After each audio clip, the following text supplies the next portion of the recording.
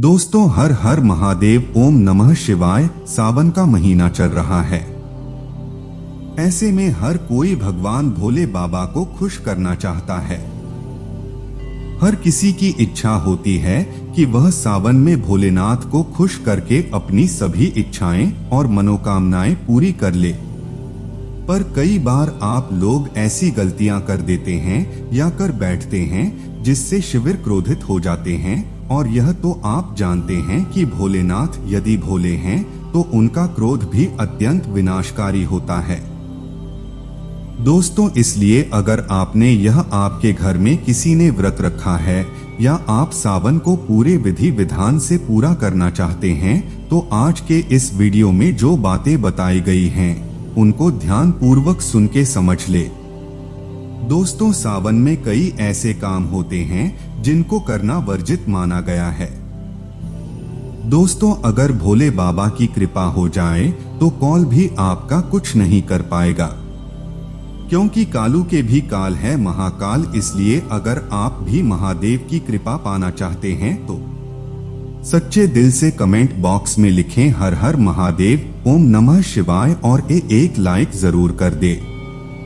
दोस्तों, सावन सोमवार व्रत में क्या खाएं, क्या नहीं खाएं? सावन में लहसुन प्याज खाएं या नहीं? व्रत में नमक खाएं या नहीं? कौन सी गलती नहीं करनी चाहिए? पति पत्नी को दूरी क्यों बनाना चाहिए और कौन से रंग के कपड़े नहीं पहनना चाहिए? ऐसी कौन सी गलतियां हैं जिसे सावन के दौरान हमें भूल कर भी नहीं करना चाहिए? साथ ही सावन के इस पवित्र महीने में कितने सोमवार पड़ेंगे और सावन की समाप्ति कब है, आइए जानते हैं सब कुछ इस वीडियो में। दोस्तों, सावन का महीना कोई मामूली महीना नहीं होता है।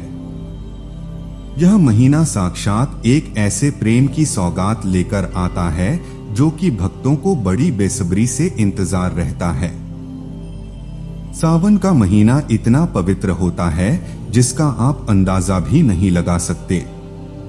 सावन का त्योहार भारत में तो बनाया ही जाता है, लेकिन क्या आप जानते हैं विदेशों में भी सावन का पवित्र महीना बड़ी जोरों शोरों के साथ और खुशी के साथ मनाया जाता है।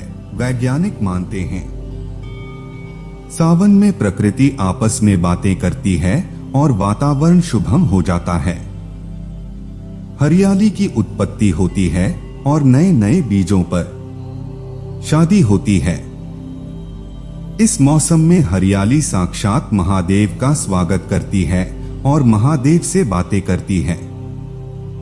आपको बता दें, शास्त्रों में सावन सोमवार का व्रत जो भी महिला या पुरुष करते हैं तो वह व्यक्ति भगवान भोलेनाथ का सर्वाधिक प्रिय हो जाता है। ऐसे व्यक्ति को भगवान भोले बाबा अपनी शरण में ले लेते हैं। दोस्तों, सावन में कांवड़ यात्रा का क्या कहना? शास्त्रों के अनुसार माना जाता है कि सबसे पहले कांवड़ यात्रा भगवान परशुराम ने भगवान शिव के समर्पित अपने कांधे पर उठाई थी और तभी से भगवान शिव को प्रसन्न करने के लिए कांवड़ यात्रा की जाती है। दोस्तों, लेकिन क्या आप जानते हैं सावन में 10 ऐसे नियम हैं जो आपको जानना बहुत ही आवश्यक है। अगर इन नियमों का पालन अगर आप अपने जीवन में नहीं करते हैं तो आपको भगवान शिव के क्रोध का सामना करना पड़ सकता है। आपका पूरा परिवार गरीबी, निर्धनता और बर्बादी का सामना कर सकता है।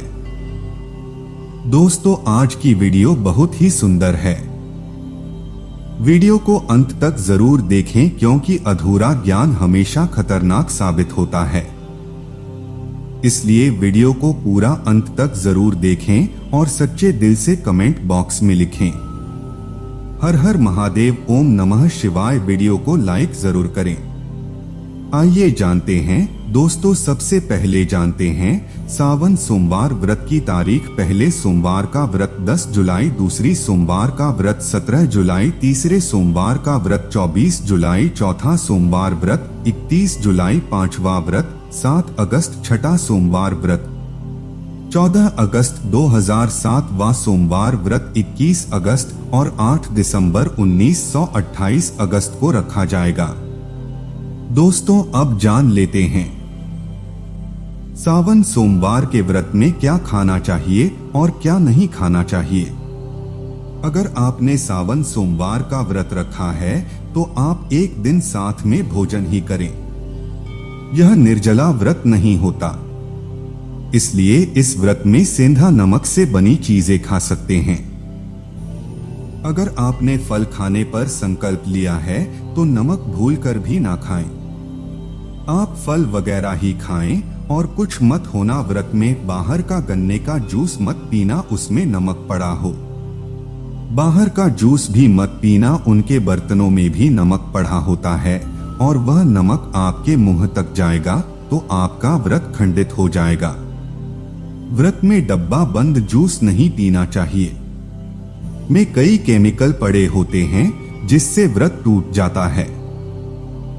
दोस्तों, सावन में कई बार शुक्रवार का दिन पड़ जाता है तो खट्टा भूल कर भी मत होना, क्योंकि माता संतोषी इस दौरान जागृत अवस्था में हो जाती है और उसको हो जाएंगी। एक दिन आप पानी पूरी, इमली की चटनी वगैरह, खट्टे फल वगैरह जाने अनजाने में भी मत खाना, क्योंकि इससे माता संतोषी क्रोधित हो जाएंगे। एक बार माता संतोषी रुष्ट हो गई तो आपको जिंदगी भर कष्ट भोगना पड़ेगा। माता रानी भोली है, पर सावन के महीने में जो भी शुक्रवार के दिन खट्टा खाता है उसे परेशानी और माता के क्रोध का सामना करना ही पड़ता है। सावन में साधारण नमक फलों पर लगाकर या अमरूद के बीच में भरकर भूलकर भी नहीं खाना चाहिए। आप सेंधा नमक फलों पर लगाकर खा सकते हैं। सावन के व्रत में चाहे आप ही सकते हैं, लेकिन चाय में नमक मत डालना, इससे हड्डियां गल जाती हैं। सावन के व्रत में दूध नहीं पीना चाहिए, इससे भगवान शिव क्रोधित हो जाते हैं। सावन में हल्दी मिलाकर दूध पीने से भयंकर श्राप लगता है। सावन में बच्चों को दूध पी लेना चाहिए और घर में बड़ों को दूध नहीं पीना चाहिए। यदि सावन का व्रत अगर आपने मीठा रखा है तो आप खीर पराठा या दही पराठा खा सकते हैं। आप चाहे तो सेंधा नमक से बने आलू के पकवान खा सकते हैं। आलू की सब्जी कुट्टू के आटे की रोटी के साथ खा सकते हैं, लेकिन आटा ध्यान से देख ले, पुराने आटे में कीड़े पड़ जाते हैं जिससे आपका व्रत खंडित हो सकता है। व्रतधारी को सावन सोमवार के व्रत में आटा, बेसन, मैदा, सत्वन और अनाज का सेवन नहीं करना चाहिए। इसके अलावा अन्य किसी भी व्यक्ति को मांस, मदिरा, लहसुन, प्याज इत्यादि का भी सेवन नहीं करना चाहिए। वही व्रत रखने वाले व्यक्ति को धनिया पाउडर, मिर्ची पाउडर, सादा नमक का सेवन भूलकर भी नहीं करना चाहिए। सावन में चाहे आपका व्रत हो या ना हो, किसी भी व्यक्ति को कड़ी पकौड़ा नहीं खाना चाहिए और वही पत्तेदार सब्जियां, पालक, मेथी, लाल भाजी, बथुआ पत्ता, गोभी जैसी सब्जियां, यह सारी सब्जियां भूलकर भी नहीं खाना चाहिए। यह जहर के समान मानी जाती है। इसमें कीड़े आ जाते हैं, सांप, बिच्छू वगैरह आ जाते हैं और जो भी व्यक्ति सावन में बैगन की सब्जी खाता है उस व्यक्ति को घोर पाप लग जाता है। इसी कारण लोग द्वादशी और चतुर्दशी पर बैगन नहीं खाते। पत्तेदार सब्जियां क्यों नहीं खाई जाती, इसके पीछे एक कथा है। दोस्तों, आपसे अनुरोध है, सावन महीने में धर्मलोक चैनल को सब्सक्राइब जरूर करें ताकि महादेव की महिमा सदैव आप पर बनी रहे। मैं आपको बताऊंगा दोस्तों, सावन के पवित्र महीने में कौन सी गलतियां नहीं करना चाहिए। यह गलतियां पाप का भागीदार तो बनाती ही है, साथ ही साथ ऐसा व्यक्ति नरक में अटका रह जाता है। सावन में घर के सभी लोगों को सुबह जल्दी उठना चाहिए और जितना जल्दी हो सके कम से कम पहला सावन स्नान अवश्य करें। परिवार में सबको स्नान करना चाहिए। यदि कोई बीमार है तो उस पर गंगाजल के छींटे मार दे। सावन में किसी भी गरीब का अपमान ना करें। क्या पता उस गरीब के रूप में भगवान शिव हो, क्योंकि भगवान शिव सावन में अपने भक्तों की परीक्षा लेने आते हैं। सावन में देर तक सोने वाली महिला का पति बर्बाद हो जाता है और उसकी मृत्यु निकट भविष्य में जल्दी हो जाती है। इसलिए पति के उठने से पहले सावन में हर स्त्री को जल्दी उठ जाना चाहिए और भगवान शिव की पूजा करनी चाहिए। सोमवार व्रत आपको अवश्य करना चाहिए। ऐसा करने से धन लक्ष्मी का वास होता है। सावन में पति पत्नी को सहबात नहीं करना चाहिए। अगर आपने व्रत रखा है, आपकी पत्नी ने व्रत रखा है, तो आप दूरी बनाकर रखें, क्योंकि इस दौरान भगवान शिव की शरण में होता है। ऐसा व्यक्ति सावन में घनघोर काले वस्त्र पहनकर शिव मंदिर में नहीं जाना चाहिए। चाहे तो आप घर में काले वस्त्र पहन सकते हैं, लेकिन मंदिर में भूल कर भी मत जाना और ना ही व्रत में काले वस्त्र पहनना चाहिए। वैसे तो सावन में लहसुन प्याज नहीं खाना चाहिए, और यदि आपका व्रत है तो उस दिन पूरे परिवार को लहसुन प्याज से परहेज करना चाहिए। सावन के महीने में घर में गंदगी नहीं होना चाहिए, इससे प्रकृति नाराज हो जाती है। सावन में आपके घर का जो मंदिर है उसमें माचिस के खाली पड़े डिब्बे या माचिस नहीं रखना चाहिए। सावन में घर में किसी भी व्यक्ति को गाली नहीं देना चाहिए, चुगली आदि नहीं करना चाहिए। पत्नी को अपशब्द नहीं कहना चाहिए और ना ही पति को अपशब्द कहना चाहिए। इससे भगवान शिव आपको फिर आप दे देते हैं। सावन में जो भी व्यक्ति दूध में हल्दी डालकर पीता है उसके ऊपर महाकाल का क्रोध बरसता है। सावन में बाल, नाखून, दाढ़ी वगैरह नहीं बनवाना चाहिए। यह आपको पहले कर लेना चाहिए। कोई ज्यादा समस्या हो तो आप ऐसा कर सकते हैं, पर शिष्य मांग ले सावन में शरीर पर तेल नहीं लगाना चाहिए। यदि आपका व्रत है तो आप शरीर पर तेल ना लगाएं। माता पिता का सम्मान करना चाहिए, क्योंकि माँ माता पार्वती और पिता भगवान शिव को माना जाता है। इसलिए माता पिता में इन दोनों का वास होता है। माँ पिता का आदर करने से भगवान शिव और माता पार्वती प्रसन्न होती हैं। सावन में देवी देवता से जुड़ी कोई भी शुभ चाहिए।